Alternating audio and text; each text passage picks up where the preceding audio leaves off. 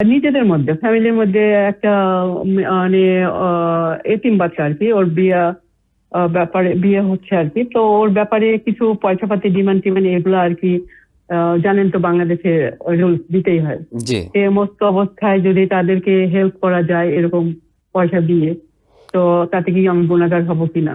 আপনি কি যৌতুকের কথা বলছেন? যৌতুক, হ্যাঁ, ওরা জি জি বরপক্ষ জি আমরা বুঝতে পেরেছি। তাদেরকে কিছু টাকা দিতে হবে আর কি, জি জি তাদেরকে কিছু টাকা দিতে হবে। জি আমি জি নিয়ত করছি যে আমি বরপক্ষ থেকে আমি ওই ইয়েতে টাকাটা ইনভেস্ট না করে, জি তো আমি ওইটা মেয়ের নামে আমি একটা ইসলামী ব্যাংকে ফিক্সড ডিপোজিট করে দিতে চাই, জি যে আমি জি কোনো যৌতুক দিতে পারবো না। আমি এটা এমতো অবস্থায় আমারটা আমি রাইটস আছি কিনা। যৌতুক আদান প্রদান এটা হারাম।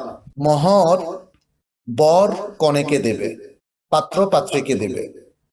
জি এটাই হচ্ছে কোরআনের নির্দেশ। কোরআন এই মহারানা দেওয়াকে ফরজ করেছে, কিন্তু উল্টো পাত্রকে পাত্রীর পক্ষ থেকে মহারানা দেওয়া অথবা খাট পালং বা এই ধরনের মোটরসাইকেল ইত্যাদি এটা দেওয়া, এটা শরীয়তে অত্যন্ত গর্হিত কাজ।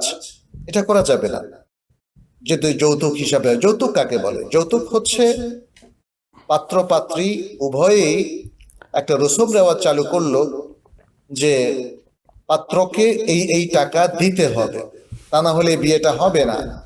তাকে একটা গাড়ি অথবা একটা ফ্ল্যাট অথবা ফ্ল্যাটটা সাজিয়ে দেওয়া, গার্হস্থলী যা যা দরকার, একটা বাসা, সবকিছু দেওয়া, এটা বিবাহের অন্যতম শর্তে পরিণত হয়। এটা হলো যৌতুক। তো এইটা কোনো ক্রমে করা যাবে না। যদি মানে এই ক্ষেত্রে এমন হয় যে একটা সম্বন্ধ এসেছে, সেখানে তারা যৌতুক চাচ্ছে, আর এই এতিম মেয়েটাকে তাড়াতাড়ি বিয়ে দেওয়ার জন্য কন্যা পক্ষ যৌতুক দিতে চাচ্ছে, এটা দুই পক্ষই পাপী হবে। তাকে অবশ্যই এমন একটা পক্ষ অথবা এমন একটা পাত্র বের করতে হবে যিনি যৌতুক গ্রহণ করতে রাজি নন, বা গ্রহণ করার জন্য তার পক্ষ থেকে কোনো ধরনের ডিমান্ড নাই। আচ্ছা, যদি ডিমান্ড না থাকে, এই অবস্থায় পাত্রীপক্ষ পাত্রকে যদি কিছু জামা কাপড় কিনে দেয় বিবাহ উপলক্ষে, যেহেতু তাদের নতুন অতিথি, এটা কিন্তু জায়েজ আছে। জি জি পাত্রী নিজে যদি সচ্ছল হন অথবা পাত্রীর বাবা যদি সচ্ছল হন, বিবাহের পরে কোনো শর্ত সারায়ত ছাড়া, যৌতুক ছাড়াই যদি তাদের মেয়েকে তারা একটা ফ্রিজ কিনে দেন অথবা একটা খাট কিনে দেন, এটা জায়েজ আছে।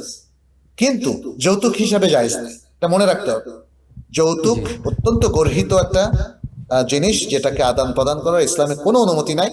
অতএব আমরা বলবো যে এই বোন, আপনি যৌতুক দেবেন না। যৌতুক আদান প্রদানের এই রসুম রেওয়াজ থেকে নিজেদেরকে রক্ষা করুন। আপনি সম্পর্ক ত্যাগ করুন যদি তারা যৌতুক থেকে নিজেদেরকে বিরত রাখতে রাজি না হয়। জি, আশা করি আমাদের বোন উত্তর পেয়েছেন। প্রসঙ্গত বলে রাখতে চাই, এই যে যৌতুক দিয়ে আপনি তাকে অভ্যস্ত করে ফেলেছেন, আস্তে আস্তে তার ডিমান্ড কিন্তু কমবে না, বরং আরও বাড়বে, এবং একটা পর্যায়ে আপনারা অনেক বেশি অতিষ্ঠ হয়ে যাবেন। সেই জন্য শুরুতেই আপনারা সতর্ক থাকা উচিত। আমরা কিন্তু বাংলাদেশে জি গ্রামে গঞ্জে এবং অনেক শহরেও যৌতুকের মানে শিকার হতে দেখি অনেক জি অনেক মেয়েকে, অনেক নতুন বধূকে। জি দেখা যাচ্ছে প্রথমবার যৌতুক নিল, এরপরে তার ডিমান্ড বেড়ে যায়, যেটা আপনি অলরেডি বলেছেন। জি জি তার ডিমান্ড কিন্তু কমে না, এবং জি যখন আরো বেশি যৌতুক দিতে নববধূ ফ্যামিলি ব্যর্থ হয়, তখন তারা অনেক সময় তাকে হয়তো ঘর থেকে বের করে দেয়, অথবা তালাক দেয়, অথবা তার উপর নির্যাতন করে, অথবা তাকে মেরেও ফেলে। এরকম রাইট ঘটনা জি জি পত্রিকায় প্রচুর দেখা যায়। অতএব যৌতুককে কোনো মতেই সমর্থন করা যাবে না। Adin Television, a complete way of life.